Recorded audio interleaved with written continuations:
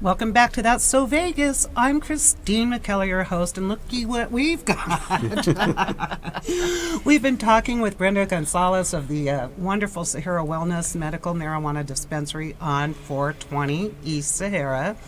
And we thought we'd have Jeffrey Axelrod, Jeffy, on the show because his marijuana legacy goes way back. Does this look familiar to any of you viewers who are like over 30? You know, I used to have a lot of tie-dye T-shirts and stuff. So you, sir, are the godfather of tie-dye T-shirts, are you not? Thank you. Yes. Well, how'd you get that reputation? You want to tell us a little bit about the 70s and how that came about? You were also one of the original marijuana proponents back in the day. Even though we weren't aware how medicinal it was, you've got to have a reason and a story behind that. But tell us a little bit about how you got into this unique, at the time, silk screen tie-dye T-shirts. I was living on the East Coast, and friends told me I belonged on the West Coast. You had long hair. I had longish hair. Longish hair. And I had friends that were at the time called flight attendant, stewardesses. So they snuck me on a plane, and I landed in San Francisco. Didn't you hide out in the bathroom or something? Yes, or stow away yes, in the and I bathroom? almost got caught. This was in the mid-70s? 1969, actually. Woo! Just Wow. at That was the even end. BC, before Christine, kind of. Okay, carry on. So I needed to find a business to get into. I met a friend who had a friend that they met in Vietnam, Barry Anderson, and John Boker introduced us. And Barry said he knew silk screening, and I said, well, I'm ready. We need to do something. So we built every single thing. We could only buy ink. John Boker was a master builder, and Barry... So the frames and everything? Everything. Was this in Berkeley now? No, or? in San Francisco proper. Oh, in proper? Yep, South of Market, as they call it, Soma. Okay. So we started printing in the garage. They kicked us out of the building, so we got a little storefront in the Mission, and then we started to grow really fast, and we found the factory. Originally, weren't you doing like Superman, Yes. kind of generic Boone's Farm and stuff like that? And ironically, we had one marijuana leaf called Viva, and it's on the back of our calling card. Barry's wearing it. So we didn't know that we were going to get back in the business. Interesting. So how did you get back in the business? Thank goodness Barry, my partner from 70 to 80, is a hoarder.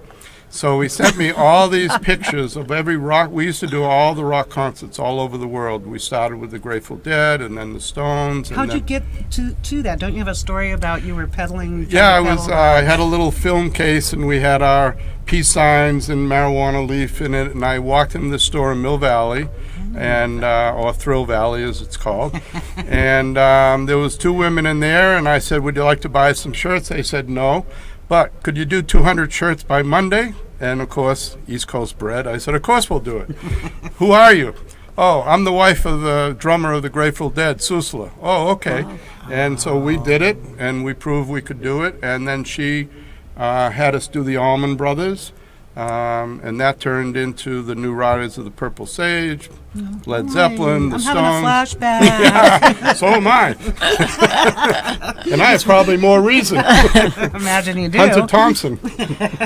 Those were the days. So we just started printing. We were printing 6 days a week. Out of this small... Out of this little place. And we just grew and grew. Rock and roll was our big thing, but we were the first people to do Rolling Stone magazine, Greenpeace, all kinds of causes.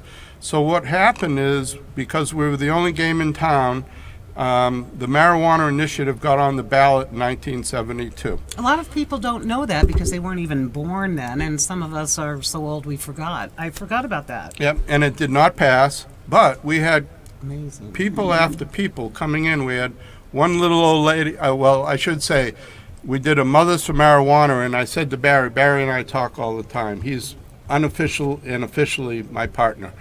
And yeah, you are manufacturing the T-shirts today. Yes. Okay, we'll get back to that a little bit, but I was so intrigued with your background, I wanted to know more about the 70s. So I said to Barry a couple of months ago, who was the one that ordered Mothers for Marijuana? He said it was a little old lady came in, ordered the shirts, picked them up, a few weeks later and left. We never saw her again. Wow. But we did the Marijuana Initiative.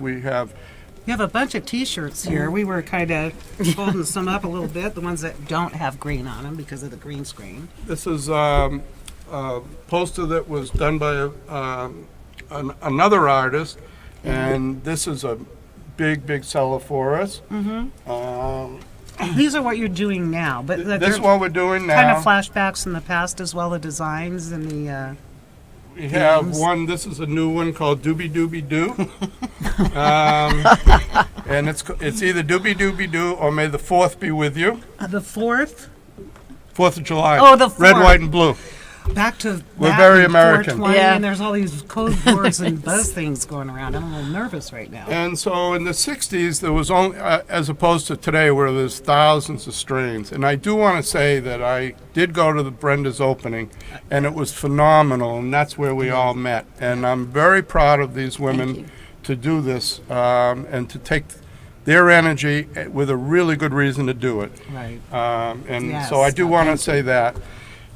So we just had fun. We printed night and day, but as You've I also interacted with a lot of rock stars back in the day, didn't yeah, you? I wrote my friend who's still a printer. I helped him get started 40-something years ago, and I said to him, you know, they called up, they placed the order, and then I'd say, well, where are our tickets? And I told my friend Ken Watson, I said, you know, who's better at sex, drugs, and rock and roll than the screen printers? So we'd go to the concerts, and our logo is living on the fringes. That means we weren't on stage, although we did get to go on stage, but we were on the fringes of all kind of like the... a roadie or something in the Yeah. background. I've actually been backstage a couple times myself. You probably had a lot of fun. Maybe you should be telling stories. I'm going to Strictly give you. professional. I'm going to tell you the 420 really quick. Oh yeah, That's right. Yeah, he was snickering when I was giving the generic whitewashed version of it. So tell us what it's really all about. I lived in Marin County, the land of everything. So, the Santa Fe High School, there was, I think it was 4 guys, at 4:20 in the afternoon would go meet at the football stadium, and they would smoke a joint.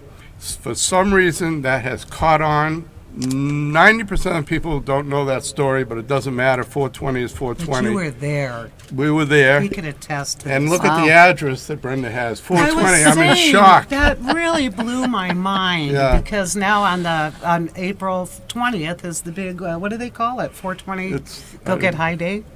Yeah, sure. Yeah, Whatever, any day. yeah.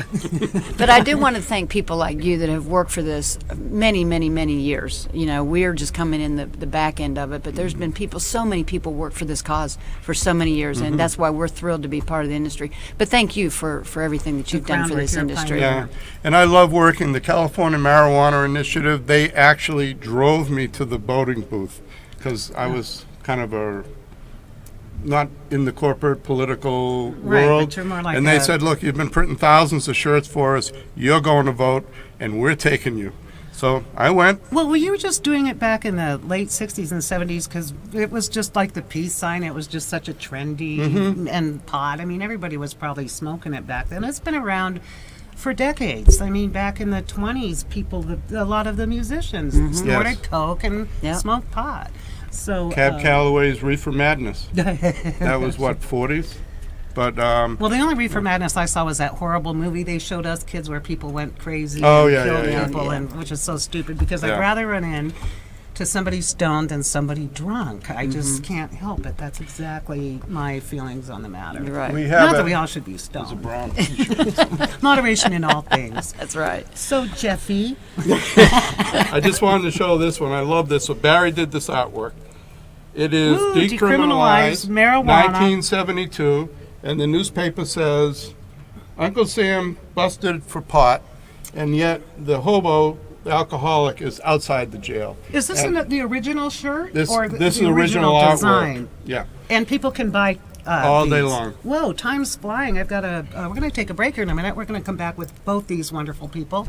I really do have to give a little shout out to the Red Roof Inn. It's on Paradise. It's pet friendly, free continental breakfast, and Wi-Fi for guests, and no fees stacked on. I'm so irritated about that new parking fee thing. I Well- can't even see straight, but I'm going to. Okay.